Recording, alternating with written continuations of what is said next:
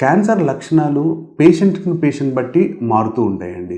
ఇలానే ఒక క్యాన్సర్కి ఇదే లక్షణం ఉంటుంది అని చెప్పేదానికి అవ్వదు. కొందరు పేషెంట్లకు లక్షణాలే తెలియవండి, డైరెక్ట్గా లాస్ట్ స్టేజ్లో మనం కనుక్కునే పరిస్థితి కూడా ఉంటుంది. బట్ మోస్ట్ కామన్గా ఉండే లక్షణం ఏంటి అంటే మనం మోషన్ వెళ్ళే పద్ధతిలో మార్పు. యూజువల్లీ ఎలా ఉంటుంది అంటే కొందరు పేషెంట్స్కి ఒక 10-15 రోజులు జిగుట విరోచనాలు అవుతాయి. తర్వాత ఇమీడియట్గా ఆగిపోయేసి మలబద్ధకం స్టార్ట్ అవుతుంది. ఇది మెయిన్గా తెలుస్తుంది. ఇంకొందరు పేషెంట్స్కి ఎలా ఉంటుందంటే మోషన్ వెళ్ళిన తర్వాత కూడా ఇంకా ఎంటీ అయినట్లేదు, తిరిగి మోషన్ వస్తున్న ఫీలింగ్ ఉంటుంది. నెక్స్ట్ మోషన్లో రక్తం పడడం. అందరి క్యాన్సర్ పేషెంట్స్కి మోషన్లో రక్తం పడాలనైతే లేదు. అలా అని చెప్పి మోషన్లో రక్తం పడిన పేషెంట్స్ అందరికీ క్యాన్సర్ ఉన్నట్లు కాదు. తర్వాత మెయిన్ వచ్చేసేసి పొట్ట ఉబ్బరంగా ఉండడము, కడుపు నొప్పి రావడము. ఈ కోలాన్లో కుడివైపు కోలాన్, ఎడమవైపు కోలాన్కి సపరేట్ సిమ్టమ్స్ ఉంటాయండి.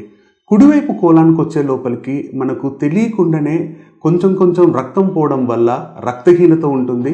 ఆ రక్తహీనత వల్ల మనకు ఓపిక తక్కువ ఉండడము, ఆకలి లేకపోవడము, బరువు తగ్గడము, నీరసంగా ఉండడము, ఇవన్నీ తెలుస్తాయి. అదే ఎడమవైపు కోలాన్ క్యాన్సర్కి వచ్చే టైంకి అవి స్ట్రిక్చరస్ టైప్ ఆఫ్ గ్రోత్ అంటారండి. అంటే మన ఫుడ్ ఛానల్ ట్యూబ్ ఉంటుంది కదా, అది బ్లాక్ అయిపోతుంది.